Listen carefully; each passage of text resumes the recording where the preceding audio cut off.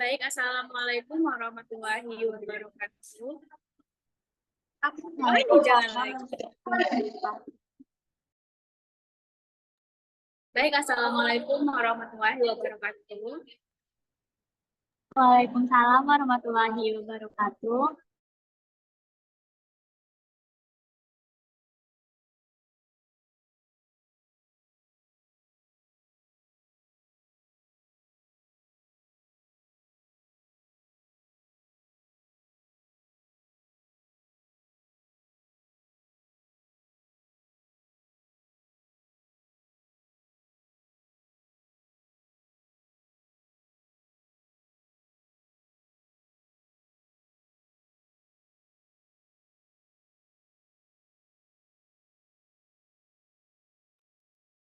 Assalamualaikum warahmatullahi wabarakatuh.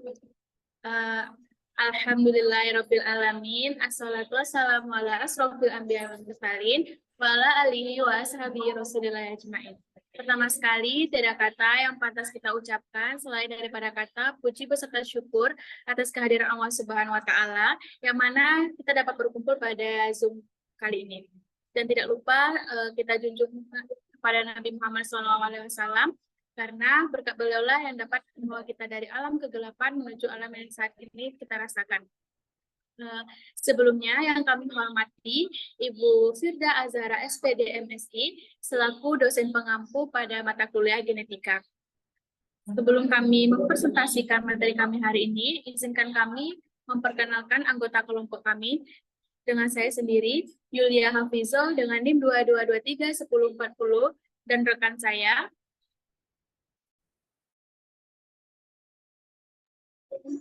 Pemil Tasari dengan NIM 22231123. Saya Resti Aulia dengan NIM 22231027. Saya Sosialista dengan NIM 22231131. Adapun materi kami pada kali ini yaitu interaksi gen atau penyimpangan semu hukum Mendel.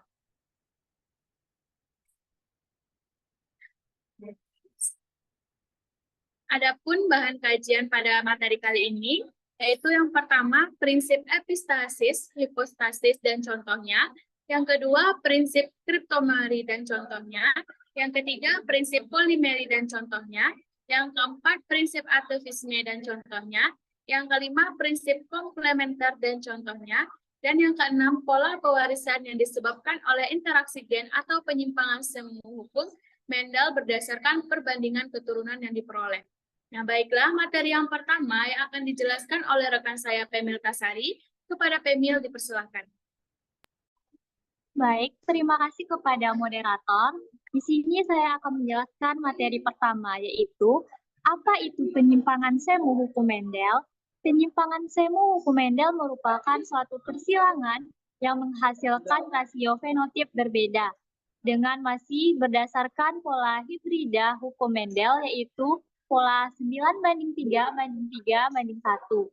Adapun pola perbandingan fenotip dalam penyimpangan semu hukum Mendel dapat berupa pola 9:3:4 atau 12:3:1 atau 15:1 dan 9:7.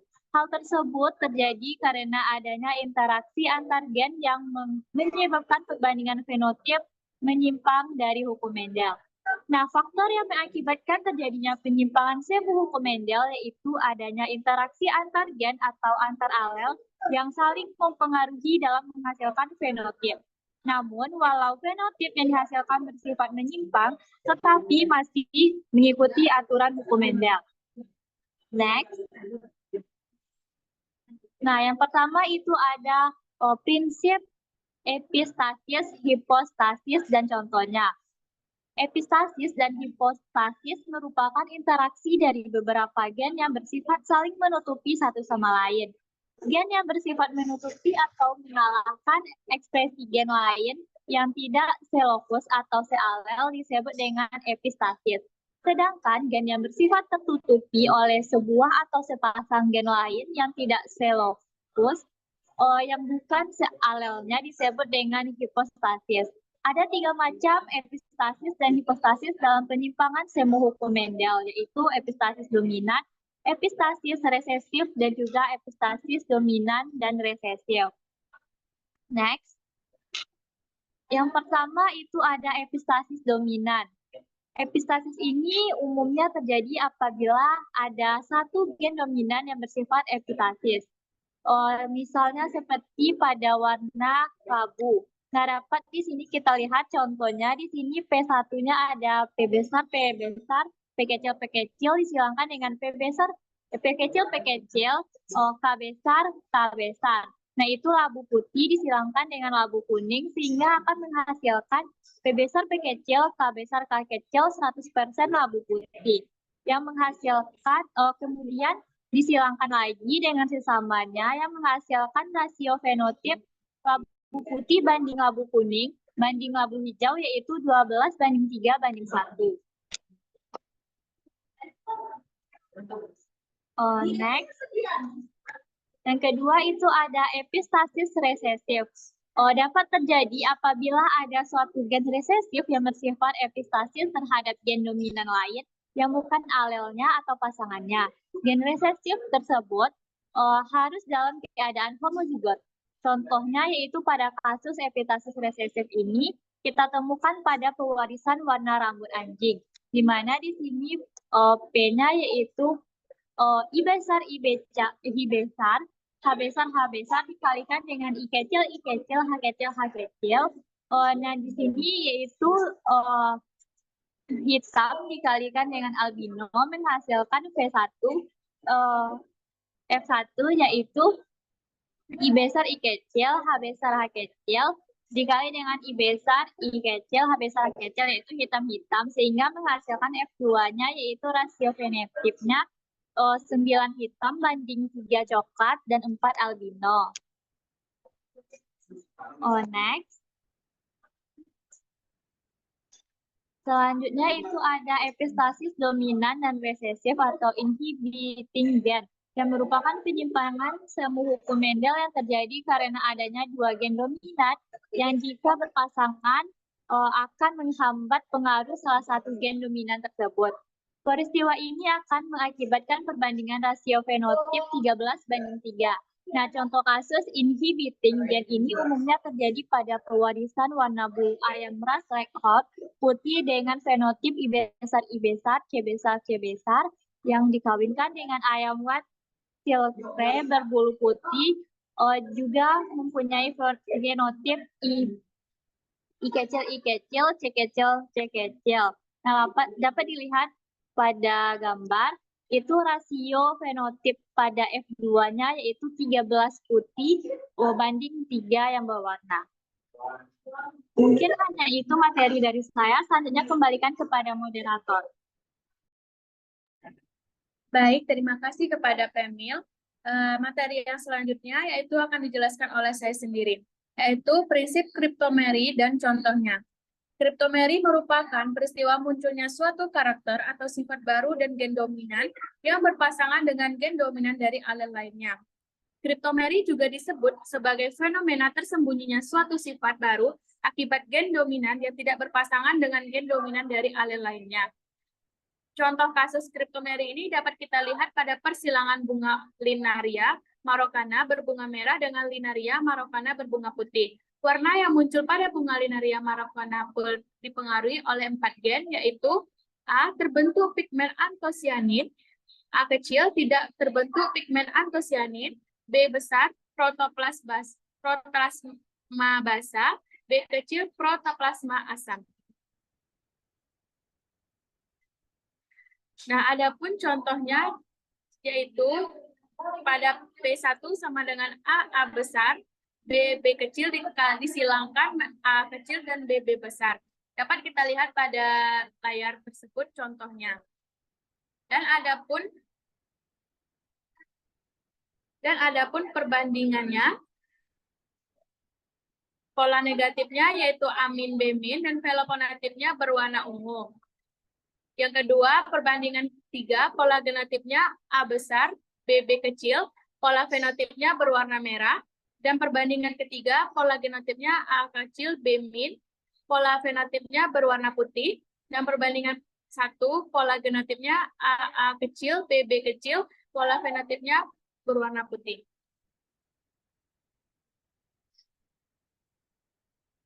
Next.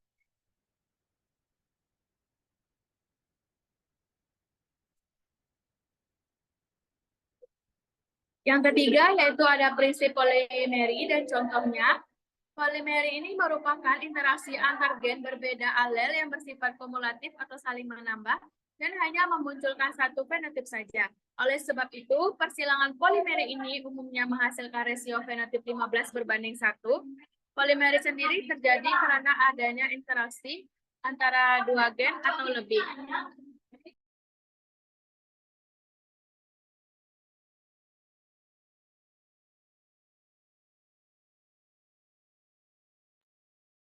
Polimeri sendiri terjadi karena selanjutnya itu prinsip polimeri dan contohnya yaitu ada A, polimeri dihibrida.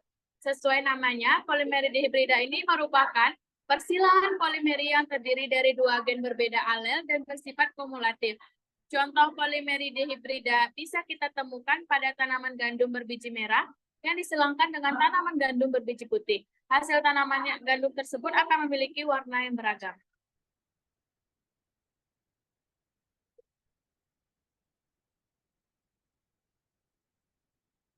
Selain itu, contoh polimer dihibrida lainnya bisa juga kita lihat pada persilangan tanaman gandum berbiji merah yang ditentukan oleh dua gen, yaitu M1 dan M2. Sehingga jika kedua gen tersebut bertemu, maka warna merah tanaman gandum hasil persilangannya akan semakin kuat. Berikut penjelasan persilangan polimeri tanaman gandum berbiji merah dengan gandum yang berbiji putih.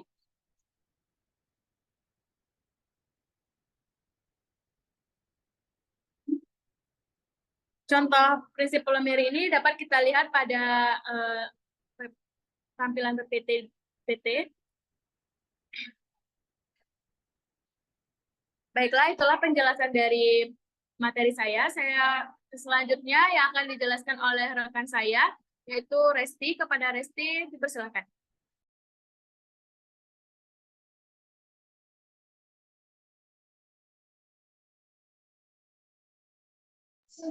Baik, terima kasih moderator. Materi selanjutnya yaitu prinsip atavisme dan contohnya. Prinsip atavisme pada persilangan hukum Mendel, kedua alel yang terlibat memiliki kontribusi pada fenotip keturunannya secara bebas. Ketika Mendel menyilangkan tanaman kacang erkis homozigot bulat kuning dengan tanaman homozigot keriput hijau dan dilanjutkan dengan menghilangkan sesamanya keturunan F1-nya, maka didapat keturunan F2 dengan proporsi next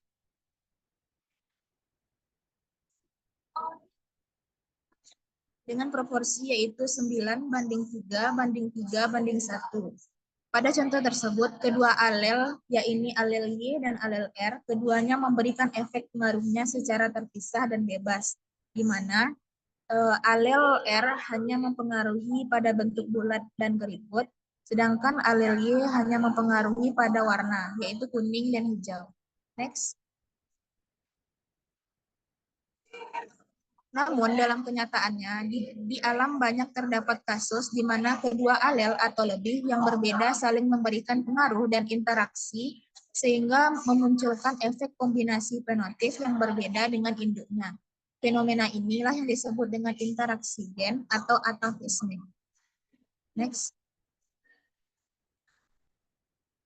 Salah satu contoh fenomena atavisme adalah interaksi bentuk pada bial atau jengger ayam yang pertama kali diperkenalkan oleh Bateson dan Punnett.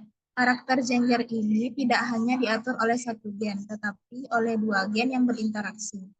Pada beberapa jenis ayam, gen R besar mengatur jengger untuk bentuk ros, gen P besar untuk fenotip PA, dan gen R besar dan gen P besar jika bertemu akan membentuk fenotip walnut, dan adapun gen R kecil bertemu P kecil maka menimbulkan fenotip single. Next. Nah, berikut ini adalah gambar beberapa bentuk jengger ayam. Ada single, walnut, PA, dan rose. Berdasarkan hasil persilangan tersebut, maka kita mendapatkan rasio fenotip 9 walnut dibanding 3 rose, dibanding 3 PA, dibanding 3 single. Next. Nah, untuk materi selanjutnya dikembalikan kepada moderator.